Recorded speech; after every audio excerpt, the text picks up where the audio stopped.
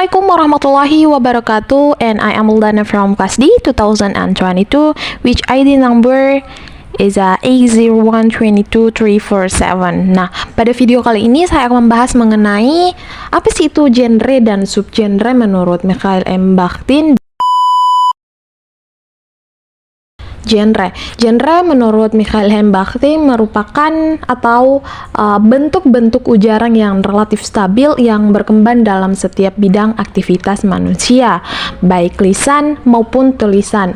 Genre juga mencerminkan kondisi dan tujuan spesifik dari setiap bidang komunikasi melalui 3 aspek utama, yaitu isi tematik, gaya bahasa, dan struktur komposisi, di mana ketiganya ini saling memiliki keterkaitan dan ditentukan oleh sifat khusus dari ranah komunikasi tersebut, di mana setiap ujaran memang bersifat individual, namun setiap ranah penggunaan bahasa mengembangkan tipe-tipe ujaran yang relatif stabil yang disebut Bakhtin sebagai speech genres atau genre ujaran.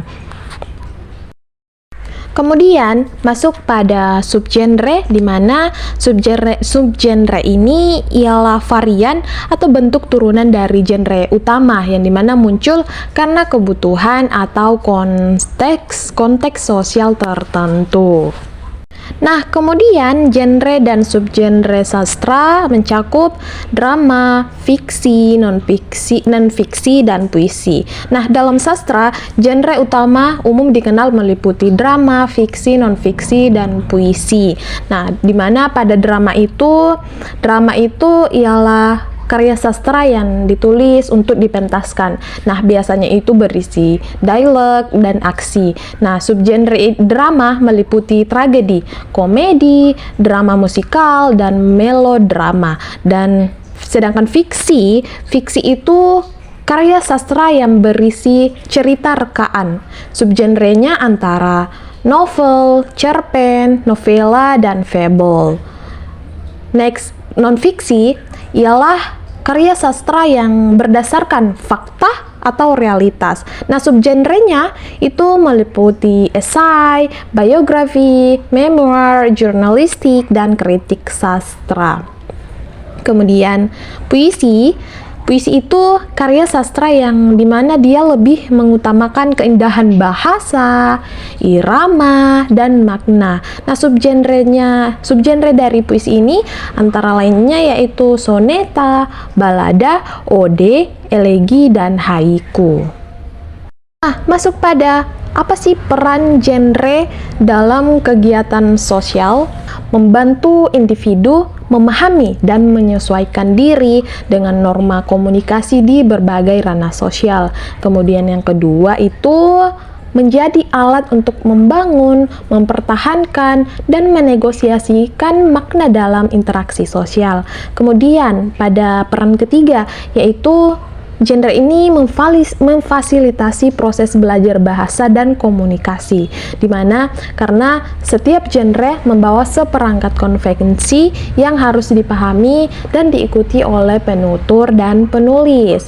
Kemudian peran keempat menjadi sarana dialog antara wacana dan antar kelompok sosial, sehingga memungkinkan terjadinya pertukaran ide dan nilainya. Kemudian masuk pada apa sih pentingnya genre itu? Nah, pentingnya genre itu terletak pada beberapa aspek. Aspek pertama, struktur dan pedoman. Di mana struktur dan pedoman ini, genre memberikan struktur dan pedoman bagi penutur dan penulis dalam menghasilkan ujaran atau teks sesuai dengan harapan sosial. Kemudian aspek kedua itu efisiensi komunikasi. Nah, dengan adanya genre, komunikasi menjadi lebih efisien karena partisipan sudah memahami aturan dan ekspektasi yang berlaku. Kemudian, aspek ketiga yaitu pengembangan kreativitas, atau pentingnya genre yang ketiga itu dapat mengembangkan kreativitas, di mana genre tidak membatasi kreativitas, justru menjadi ruang bagi inovasi dan pengembangan bentuk-bentuk baru sesuai kebutuhan zaman. Kemudian penting genre yang keempat itu atau aspek keempat itu ialah identitas sosial dan budaya. Nah, genre itu membantu membangun identitas sosial dan budaya karena setiap komunitas mengembangkan genre-genre khas yang mencerminkan nilai dan cara pandang mereka masing-masing mengenai budaya. Nah, yang terakhir nih, dimana menurut Mikhail ini Bakhtin menegaskan bahwa kemampuan untuk melihat dunia melalui mata genre adalah fundamental dalam representasi dan pemaknaan realitas, baik dalam konteks sehari-hari maupun dalam karya sastra. Sekian dari saya telah membahas mengenai genre dan subgenre. Mohon maaf jika ada kesalahan atau kekurangan dalam pembahasan mengenai genre dan subgenre ini. Sekian, wassalamualaikum warahmatullahi wabarakatuh.